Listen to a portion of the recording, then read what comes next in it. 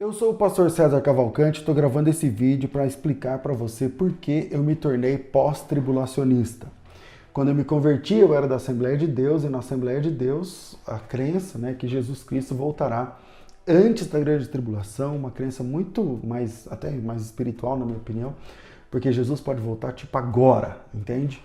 E por que, estudando a Bíblia, enfim, por que eu abandonei o pré-tribulacionismo e creio que Jesus voltará depois da grande tribulação. Muita gente me pergunta, para quem não sabe, eu tenho um programa que tem acho que 16, 17 anos no ar, de perguntas e respostas todos os dias. Hoje são 2 edições diárias, 2 horas por dia, respondendo perguntas de ouvintes. E uma das perguntas mais frequentes é essa: Jesus volta antes ou depois da grande tribulação? E, desculpa o fundo, aí vocês vão ouvir, temos em reforma aí, mas, e eu sempre explico, e tal, mas muita gente fala, não, pastor, mas e esse texto, mas é a Bíblia, mas a igreja, o pastor e tal, tudo mais. Então eu resolvi gravar um vídeo, mas veja só, eu vou dar aqui algumas razões, um pouco mais de meia dúzia de razões bíblicas, tá? Mas a ideia desse vídeo não é causar polêmica ou chamar para debate e tal. Se você quiser contestar esses pontos que eu vou deixar aqui, não tem problema algum, desde que você me chame então para uma conversa. Vem aqui, a gente senta juntos e a gente pode debater aí quanto tempo a gente tiver para entendermos melhor essa questão. Então, primeira razão pela qual eu deixei de ser pré-tribulacionista. Jesus Cristo nunca disse na Bíblia que sua volta seria secreta. Esse é o primeiro ponto. Jesus nunca disse que a sua volta seria secreta. Mateus capítulo 24, versículo de número 30, quero mostrar aqui para você o próprio texto. Mateus capítulo 24, versículo de número 30.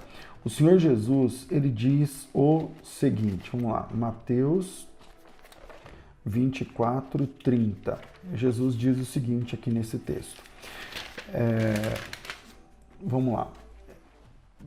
Peraí, Mateus 25, 24. Agora sim, Mateus 24, 30 diz o seguinte: então surgirá no céu o sinal do Filho do Homem, e todos os povos da terra prantearão, e verão o Filho do Homem chegando nas nuvens com poder e grande glória. E todos os povos da terra. Essa é a volta de Cristo, o retorno de Cristo. Tá certo? O retorno de Cristo em glória. Tá? Então, a primeira coisa é que Jesus nunca disse que ele voltaria de uma forma secreta. Um outro texto, deixa eu pegar aqui outra Bíblia, um outro texto que eu posso trabalhar juntamente com esse, por exemplo, é Apocalipse capítulo 1, versículo 7. Vamos lá, Apocalipse capítulo 1, versículo 7, que vai dizer mais ou menos, basicamente a mesma coisa, veja. E eis que vem com as nuvens. Tá? Esse aqui vem com as nuvens, é basicamente a volta de Cristo no arrebatamento lá nas nuvens e tudo mais. Eis que vem com as nuvens e todo olho o verá, até os mesmos que os traspassaram, e todas as tribos da terra se lamentarão sobre eles. Sim, amém. Então, a primeira coisa, o primeiro sinal de que Jesus Cristo, a volta de Cristo, ela acontece depois da grande tribulação, e é um erro básico que os pré-tribulacionistas têm, de que a volta de Cristo ela é secreta. Jesus Cristo nunca disse em lugar nenhum da Bíblia que a sua volta seria secreta. Mas veja, em Mateus capítulo 24, versículo 44, vou colocar aqui agora numa versão digital da Bíblia, porque eu quero mostrar para você, fazer aqui uma rápida exegese, nada muito longo, mas em Mateus 24, versículo 44, porque, vamos lá, o pré-tribulacionista ele fala o seguinte: não, mas a Bíblia fala que Jesus vem como ladrão, e ladrão você não espera, tal, tudo mais. Então, vamos lá, em Mateus 24, 44, que é esse texto lá, que ele vem com, 43, mas considerai isso: se o pai de família soubesse a que hora viria o ladrão, vigiaria e não deixaria que fosse arrombada a sua casa. Por isso ficai vós apercebidos, porque a hora em que não cuidais, o Filho do Homem virá. Então, o texto aqui, a palavra hora significa nós não sabemos o momento da vinda de Cristo. Não é que o ladrão vem em secreto. Entendeu? E aí não tem como saber, porque aí é uma prova de que a vinda de Cristo é secreta. Não, o que Jesus está falando aqui é que a vinda dele é como ladrão que vai arrombar a porta, que vai chegar estrondando com tudo, mas você não sabe a hora que ele vai chegar. Então, a questão da volta secreta de Cristo foi um problema para mim, e quando eu percebi que Jesus nunca disse que ia voltar em secreto, essa é uma razão pela qual eu deixei de ser pré-tribulacionista. Razão número 2, coloca aí, número 2. A Bíblia diz que a volta de Cristo e o arrebatamento da igreja só acontecerá depois da revelação do anticristo. Vamos lá. A Bíblia diz que a volta de Jesus e o arrebatamento da igreja só acontecerão depois da revelação do anticristo. Para isso, eu te convido a ler comigo o texto da segunda carta de Paulo aos Tessalonicenses, capítulo 2. Vem comigo aqui no texto, segunda carta de Paulo aos Tessalonicenses, vamos lá, Filipenses, Colossenses, vamos lá, Tessalonicenses, capítulo de número 2, diz assim, presta atenção. Ora, irmãos, rogamo-vos pela vinda de nosso Senhor Jesus e pela nossa reunião com Ele, que não vos movais facilmente do vosso entendimento, nem vos perturbeis, quer por espírito, por palavra, ou por epístola, como se viesse de nós, como se o dia de Cristo estivesse perto.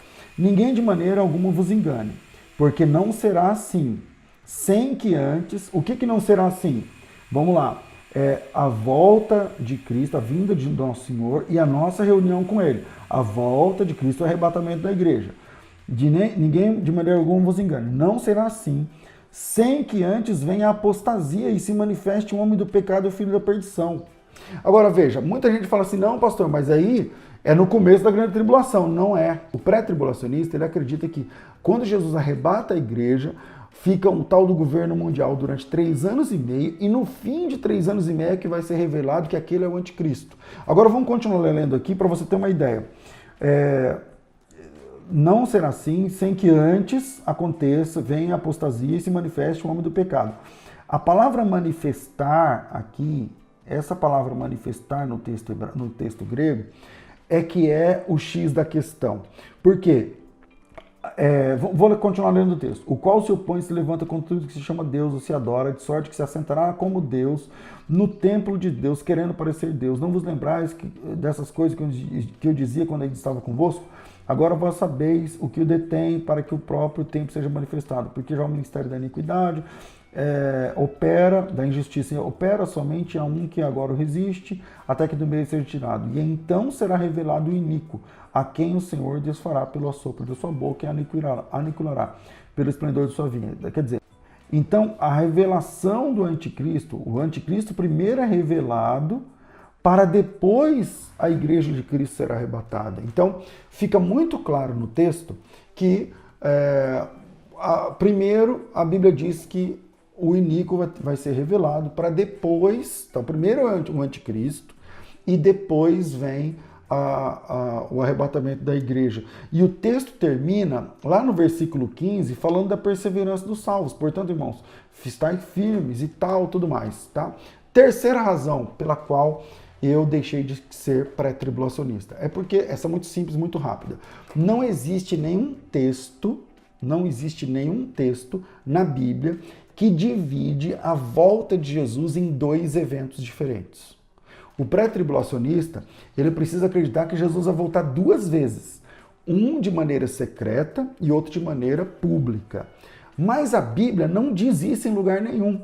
Imagina que eu digo para você o seguinte: eu vou na sua casa, você mora lá no interior, eu vou até a sua casa para buscar, sei lá, seu filho para estudar.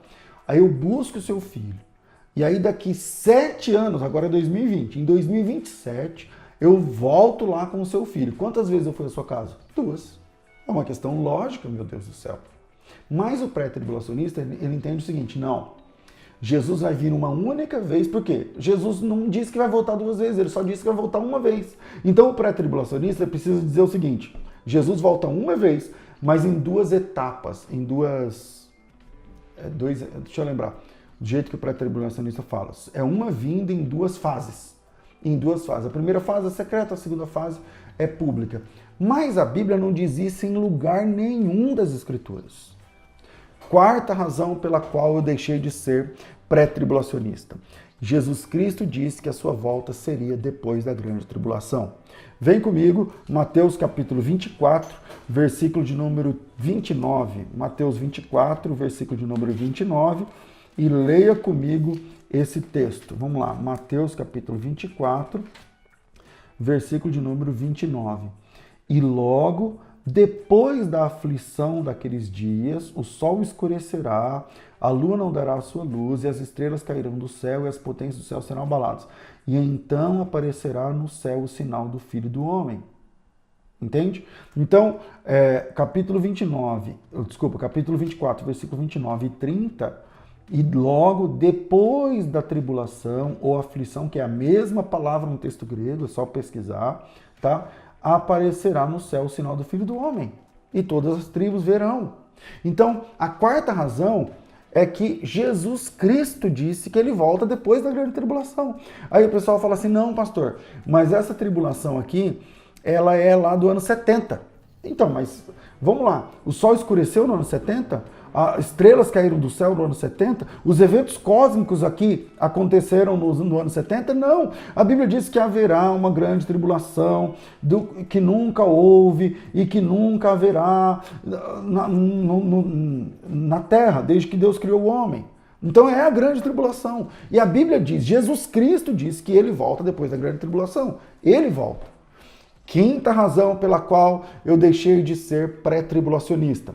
Jesus Cristo disse que o arrebatamento da igreja seria depois da grande tribulação. Mesmo texto, vamos lá. Capítulo 24, versículo 29.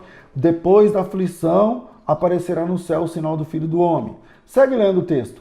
E todas as tribos da terra se lamentarão, verão o Filho do Homem vindo sobre as nuvens do céu com poder e grande glória.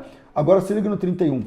E ele enviará os seus anjos com rijo clamor de trombeta, os quais ajuntarão os seus escolhidos desde os quatro ventos. Então, volta de Cristo nas nuvens, arrebatamento da igreja. Quem são os escolhidos? Dos quatro ventos da terra.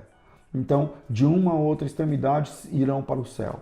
Então, quinta razão, Jesus Cristo disse que o arrebatamento da igreja seria depois da grande tribulação. Sexta razão, na última taça da ira de Deus, Apocalipse tem 7 selos, 7 trombetas e 7 taças. Claro, acho que quase ninguém faz uma leitura linear disso, né? Você precisa interpretar o texto, enfim, não é o assunto aqui. Mas a última taça ou o último cálice, dependendo da sua versão, a Bíblia diz que as montanhas seriam aplainadas. Quer dizer, na última taça, a Bíblia diz que as montanhas seriam aplainadas. Deixa eu explicar isso e o que isso tem a ver com Cristo. Vamos lá. Apocalipse, capítulo 16, versículo de número 17. E aconteceu que o sétimo anjo derramou sua taça no ar, e o santuário projetou-se uma voz grave que vinha do trono, que se exclamava, está consumado. Imediatamente correram relâmpagos, vozes, trovões e um colossal terremoto. Nunca havia irrompido um terremoto de tão devastadoras proporções quanto esse, desde que o ser humano existe sobre a Terra. A grande cidade foi dividida em 3 partes e as cidades, as nações simplesmente desmoronaram. Deus lembrou-se da grande Babilônia, que fez beber o cálice do vinho, e todas as ilhas, se liga no versículo 20, e todas as ilhas fugiram e as montanhas foram aplainadas. Presta atenção. Pastor, o que tem a ver essas montanhas sendo aplainadas? É que lá em Isaías, capítulo 40, versículo de número 3, existe uma profecia da chegada do Messias. E nessa chegada do Messias, capítulo 40, versículo 3, vós que clamam no deserto, preparai o caminho do Senhor e endireitai no ermo as veredas para o nosso Deus. Todo vale será exaltado, todo monte outeiro será abatido, será aplainado aqui, e tudo que é torcido se endireitará e o que é áspero se aplainará.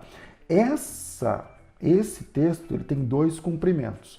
Um em João capítulo 3, a voz que clama no deserto é João, e outro em Apocalipse 16, a voz ali é do anjo, o som é de trombeta e os montes todos são aplainados para a chegada de Jesus. 7ª razão, para esse vídeo não ficar muito longo, pela qual eu deixei de ser pré-tribulacionista. Então eu sempre fui pré-tribulacionista e tal, mas eu deixei de ser lendo melhor a Bíblia, percebendo essas questões. Sétima razão. O quinto selo mostra salvos que foram mortos durante a grande tribulação. Vem comigo em Apocalipse, capítulo de número 6, versículo de número 9, e você vai perceber essa verdade. E havendo aberto o quinto selo, vi debaixo do altar almas dos que foram mortos por amor da palavra de Deus e por amor do testemunho que deram. E clamaram com grande voz: até quando o verdadeiro e santo dominador não julgas e vingas o nosso sangue dos que habitam sobre a terra? Esses caras foram mortos por causa do amor da palavra e o amor à palavra de Deus, provavelmente dentro do período da tribulação que está acontecendo aqui. Então esse pessoal morreu durante a grande tribulação. Oitava razão pela qual eu deixei de ser pré-tribulacionista. Deus permitiu ao dragão, lá em Apocalipse capítulo 13, lutar contra os santos que estavam na grande tribulação e vencê-los. É muito interessante esse texto.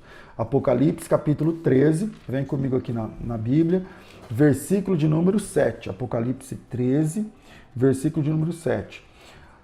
Olhei, vem a besta que sobe do mar, tal, fala ali sobre essa besta. Vamos lá.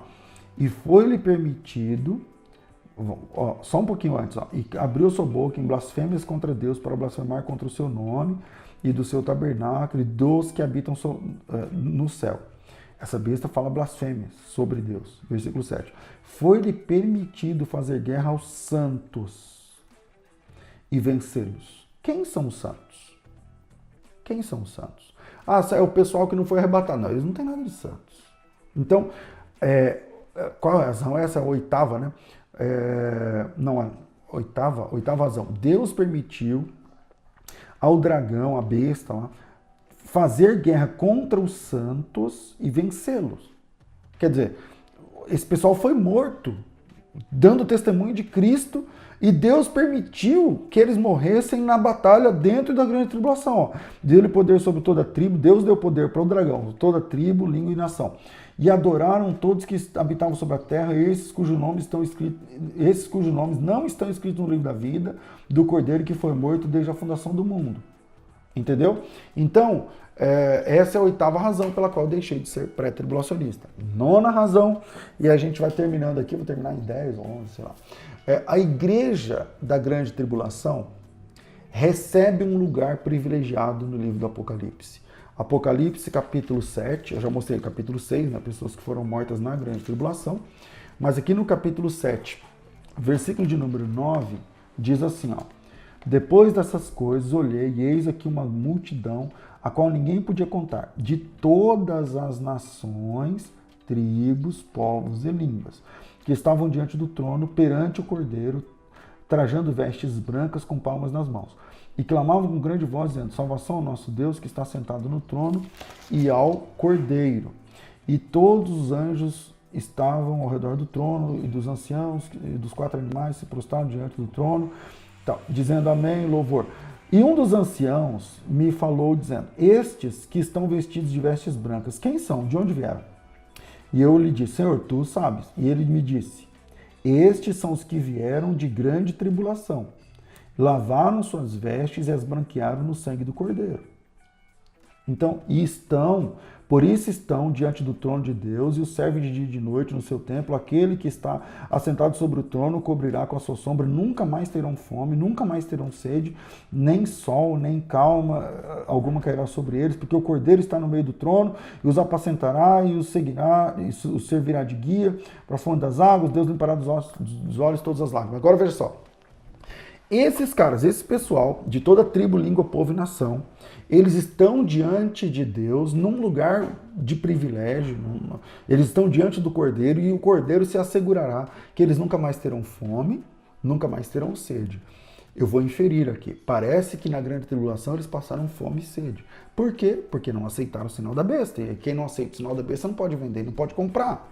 E Deus, aliás, Cristo, o Filho, ele se assegura que eles nunca mais terão fome, que eles nunca mais terão sede. Existe um tipo de privilégio para a geração que passa pela grande tribulação, professando o nome de Cristo, que tem o seu nome escrito na testa, que não aceita a marca da besta. Então, a igreja passa pela grande tribulação, alguns morrem na grande tribulação, Deus permite que alguns morrem, Deus permite um certo êxito do dragão contra eles, tá certo? Faz parte do plano da salvação, e essa igreja arrebatada recebe um lugar de destaque diante do trono do Cordeiro. Última ou penúltima, Jesus disse que os escolhidos estariam na grande tribulação. Jesus Cristo disse, com todas as letras, que os escolhidos estariam na terra, no meio da grande tribulação. Para isso, vamos ler Mateus capítulo 24, versículo de número 22. Vamos lá.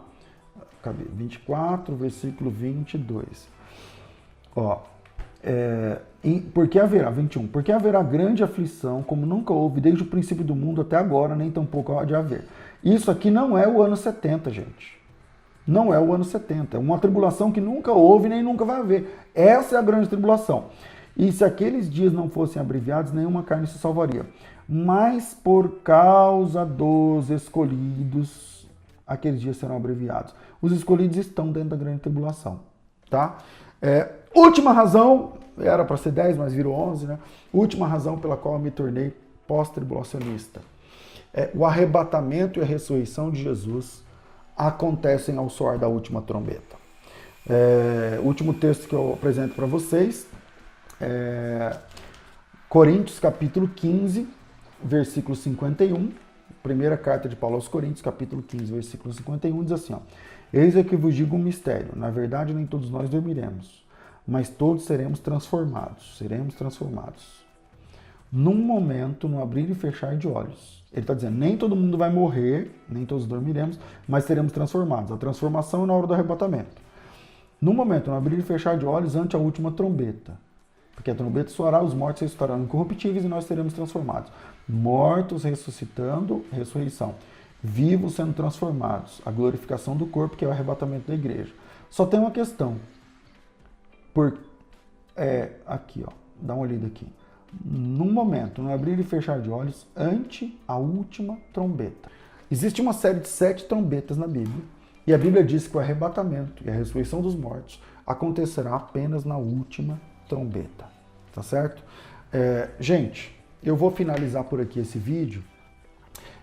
Não quero aqui propor um debate, né? Mas se alguém quiser ser contencioso, se alguém quiser conversar a respeito comigo, que seja presencial, a gente senta numa mesa, eu posso transmitir isso pelo YouTube, não tem problema nenhum, e vamos pensar a respeito da volta de Cristo, pré-tribulacionismo ou pós-tribulacionismo. Eu apresentei 11 razões pelas quais eu deixei de ser pré-tribulacionista e passei a entender que, na verdade, a igreja atravessará a grande tribulação.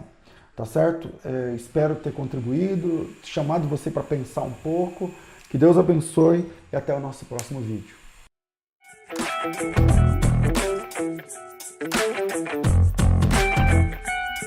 Thank you.